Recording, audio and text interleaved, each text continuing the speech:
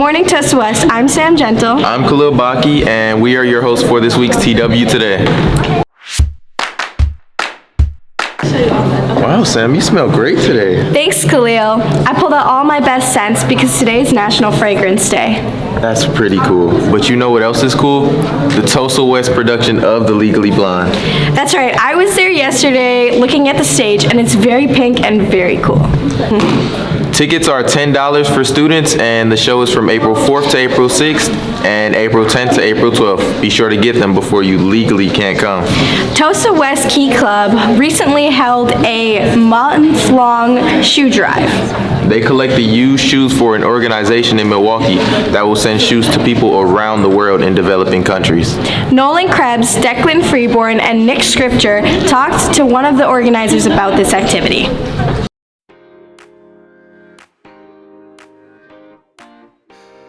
Key Club does this fundraiser almost every year. We didn't do it last year, but it's just a really great way to pull in a bunch of shoes for people who might not have them. So especially in Africa, we always send them to this warehouse. We partner with this organization, and they send it to a couple countries in Africa, and it's just a really great way to help out people who need them. Just put out a box, and so many people can be helped by this, and so many people have just shoes lying around. So yeah, a lot of people can be a part of it, and it's a really great way to help the community. Our goal probably for this shoe drive is it's always getting more than we did the previous year.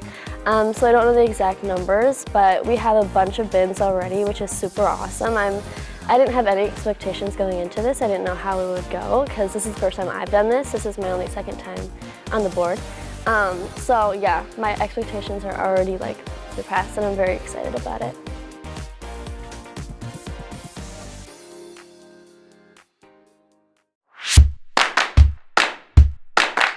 For the past 15 years, West has held an annual multicultural fair. At the fair, students, staff, and community members showcase and share their culture with the Tosa West community. It is an amazing event, and it's so fun. Allie Boers, Calista Albert, Kat Latch, and Ciara Johnson went to the fair to find out.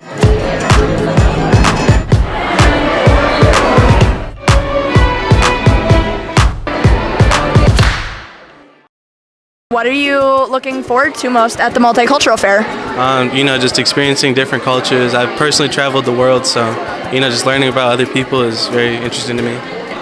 I was really excited for the churros. I really liked the ballet one because I got a flower, and then the Latin because they told me my fortune.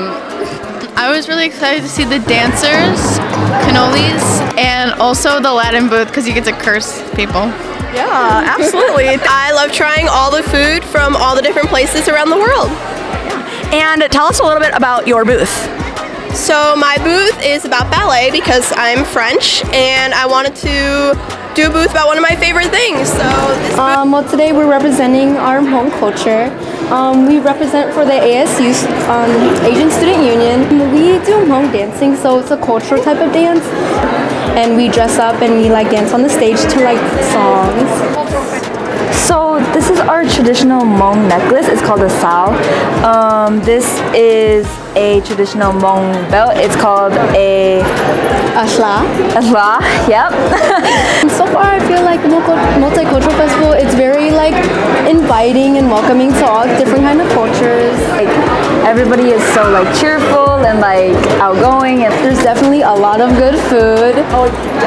There's a lot of good drinks, and I feel like there's a lot of entertainment for everybody. For any age, it's just very opening and welcoming.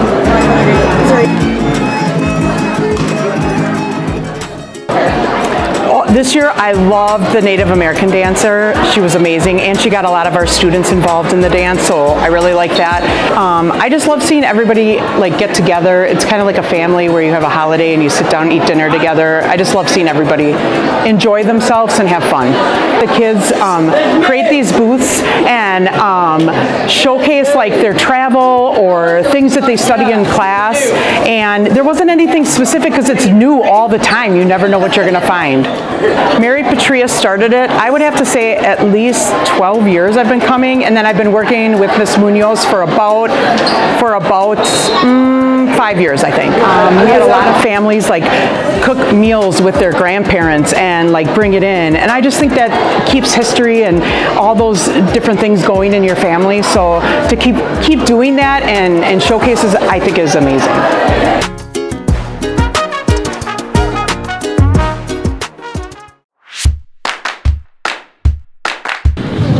You know a really popular class at Tosa West?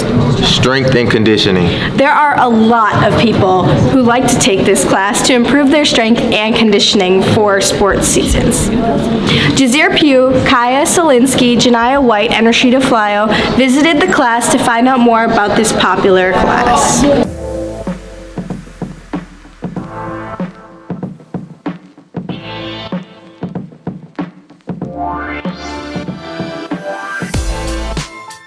Oh, I love working out. So taking this class and not having to pay for extra gym memberships and stuff like that, I just feel like it's good that we have access to this for free, especially because it helps a lot of athletes. So.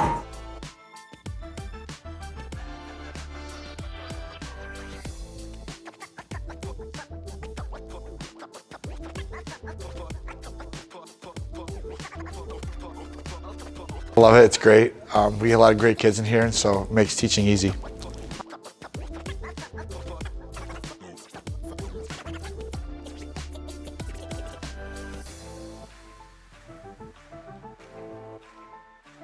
Very good to stay active. If you want to get stronger and have more muscle endurance, this is a really good class to take. It's not a class you can skip, and this is a class you really got to try your best in. Otherwise, what's the point of taking it? I think learning about their bodies. I don't think kids realize how stiff they are, how weak they are until they get in here and they start kind of going through things and building that strength. And I think if you're an athlete, absolutely you should be in here. I would just encourage students to get out of their comfort zone, try something different. I think it's a hard class at first, and once you get in the routine of it, I think kids really benefit and really learn to enjoy it over time.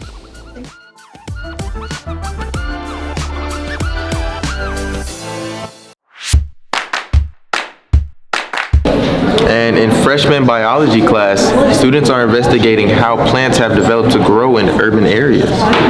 Apparently, different plants have different types of seeds that help them spread over wider areas. I'm not sure I'm understanding what you're saying, Sam. Well, lucky for you, Christian Wolf, Zaya Green, Tory Gardner, and Johnny Vang visited the biology class to learn more.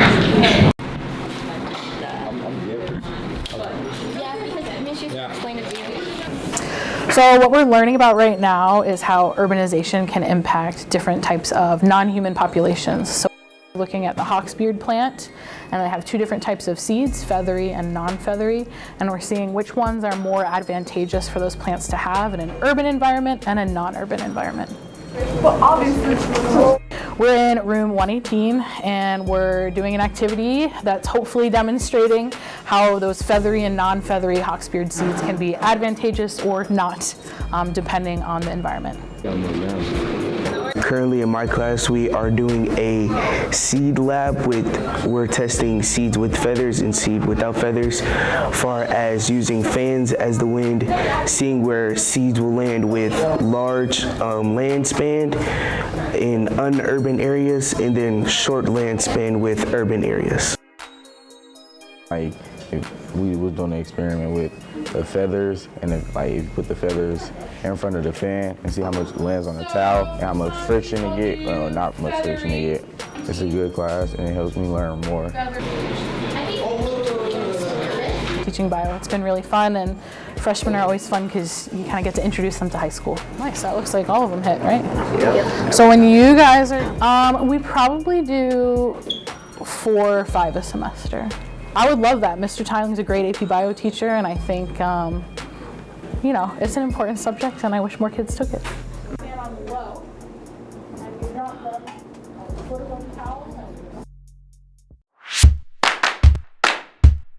March Madness is starting up. Our own March Madness is spreading.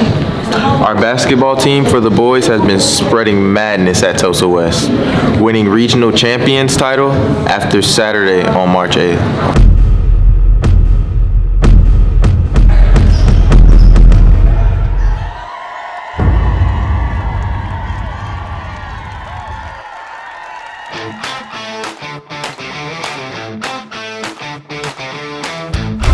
I mean, it's going to be hard every game. I mean, this game was obviously hard. They had 7 seed, but came in, gave us a good fight. I mean, I think we're good enough to go all the way where we want to go. We set goals earlier in the season, you know, to get there and do what we're supposed to do. So I think we're good enough to do that. I mean, we stayed in the game. Our bench played great. They came in, gave us energy. And then, I mean, we got to rebound better down the stretch and early in the game. The playoffs, we should go far if we play as a team like we did tonight to get the win. And we just got to keep going and fighting hard every night. As a team, we can work on making layups because we missed a lot tonight and just communicating more on the court. One thing we did really well was we played as a team. We stuck together through the adversity, and we all made smart plays to all come together and win. Playoffs this year, I'm super excited because we're playing well at the right time, and I'm a senior, so it's my last hurrah, and I want to go out on top. We did good tonight was we played good defense, and we played together in the second half. One thing I think we can do better is just come out better. At the start of the game, we came out a little flat, but I'm confident we'll fix it for tomorrow.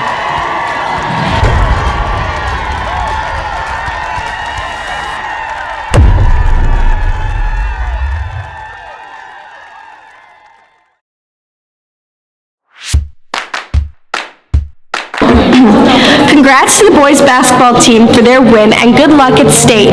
They play at Oconomowoc Saturday, March 15th at 1 p.m. Well, that's it for today's TW Today episode. Thanks everyone. See you next week.